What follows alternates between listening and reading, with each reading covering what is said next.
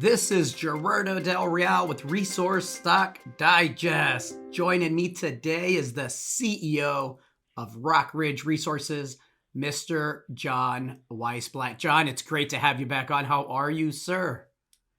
Doing great, Gerardo. Always a pleasure to join you. Let's talk a bit on air. We talked a bit off air about the fact that we're in the midst of tax loss selling season. The FANG stocks have seen, over $1 trillion wiped off its market cap, wiped off their market caps. There's volatility left and right. We have an inverted yield curve that hasn't been this inverted since the early 1980s. And we just had a Fed statement that started off as seeming dovish, and by the end of the press conference, Yeah. turned out to be a little bit more hawkish than what I think even Mr. Powell bargained for. With all that being said, we spoke about the fact that the better management teams in the space add value when no one is looking. And you just had some news where you intersected shallow, high-grade mineralization that included 2.32% copper equivalent over 15.75 meters, starting from 13 meters depth in hole 29 at the Knife Lake Copper Project. It's a lot in the intro. I want to get your take on the macro situation, and then I'd love for you to tie that in because you're the perfect person for this as to how that relates to our bullish thesis on commodities like copper.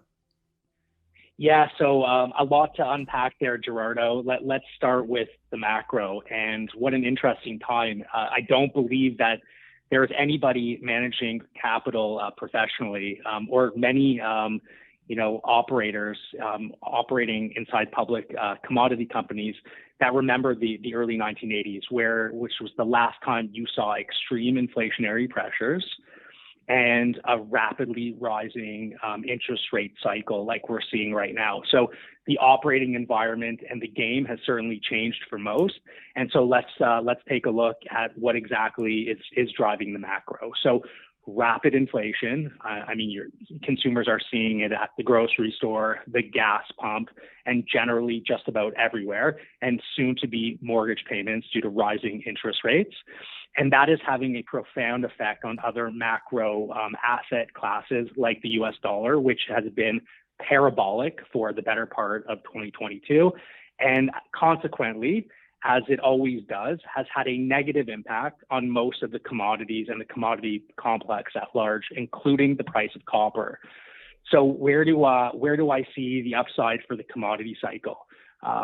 Predominantly, I believe that demand for commodities at large, let's get to copper in just a second, but for commodities at large will remain quite status quo for the next several years. It is very rare for commodities such as crude oil, where you see consumption on an annual decline. In fact, it has only occurred twice in my lifetime. Copper, base metals, they're a different beast altogether. Their consumptions, they ebb and flow with demand from mostly emerging markets like places like China. And China's a really a good case study. China's been in lockdown for greater than 2 years due to the COVID-19 pandemic. I would expect that country is going to have to lift some of their restrictions. So demand for base metals should rise. So consumption, I think, is going to be fairly status quo. Where I think we're going to get the real inflection for the commodity cycle is on the supply side.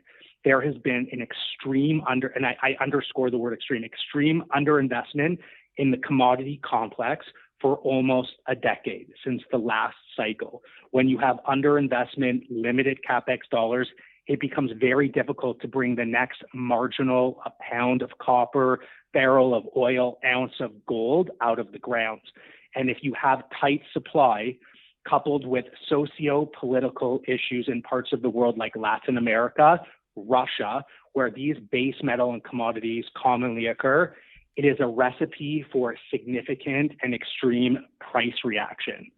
If you were to overlay base metal demand, specifically copper, for battery metals, for electronic vehicles, electric cars, you layer that baseline over the consumption curve with the supply being as tight as it is, I am suggesting to you that there is a better probability of an extreme price response to the upside than there is to the downside. So we are setting up very favorably for the macro environment for base metals, specifically copper, over the next decade. So we are very well positioned at Rockridge to participate in that rising tide, that rising sector.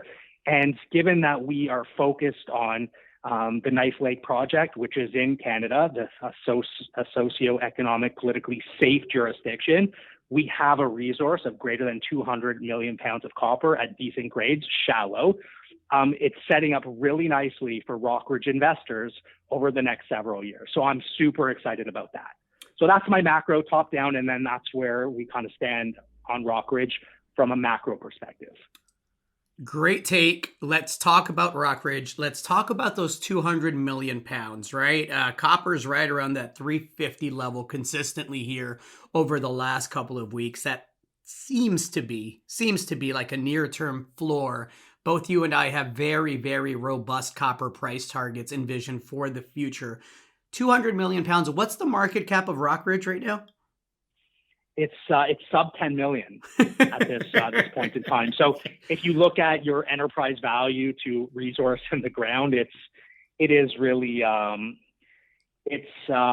do I put it? It's a mind-blowing valuation for sure, and we're not alone. The commodity complex junior resource stocks, they, many projects, great ones, mediocre ones, and even the poor ones, they've all been lumped into one trade. So we're not alone in this, but the valuation is it's quite extreme here. Here's where it gets really exciting for me with Rockridge. The 200 million pounds that are shallow with very decent grades, that's all fine. It's great. It's a heck of an anchor as far as valuation goes. But the exploration upside is what really excites me. You're in a district and a jurisdiction that is seeing a lot of investment. Despite the bearish sentiment, there's a lot of capital that has come to this part of the world here recently, and the exploration upside for Rockridge in this part of the world is fantastic. Can you outline what this most recent drill program did for the understanding of the geologic model as it relates to future exploration? Yeah, sure. Let me try to unpack that, Gerardo. So we completed 940 meters, roughly, over 6 holes. Assays have been come back from 4 of those. The results at the Knife Lake deposit, they continue to exceed expectations. So the grades continue to remain robust at very shallow levels, which indicates to us that the deposit continues to evolve and potentially expand. So we really like the results that we're seeing there. We continue to again prove out the shallow, high-grade characteristics of the deposit, and things at Knife Lake are really, they're on track. However, the exploration upside in and around the region is where we really get excited. So we continue to remain optimistic that further work at Gilbert, which is one of the exploration target areas we have focused on in the last few drilling campaigns, is warranted, and it fits our working thesis that this is a part of a much larger remobilized VMS system. So all indicators are pointing towards, more copper, more VMS mineralization in and around Knife Lake. These types of deposits are they are typically not one-offs. They typically occur in clusters, and the more work that we continue to do, the more advanced of an exploration program that we continue to throw at the region, the higher the probabilities of success we believe that there are. So we continue to backfill that exploration model that you spoke to, and really that's what we're going to continue to do going forward. What comes next, John?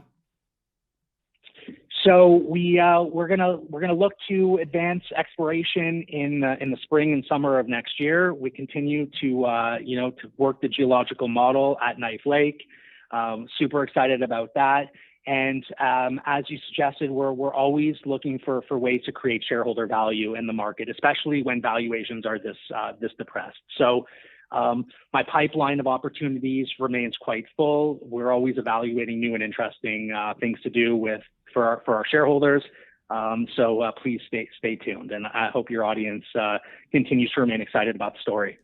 Looking forward to catching up again. A lot to unpack in this conversation. I thought it was well done, and I'm looking forward to the follow up. Thank you so much, John. My pleasure. Always looking forward to coming back. All right, chat soon. Hey everybody, Gerardo Del Real here. If you're enjoying the content that you just saw, you can let us know in 3 simple steps.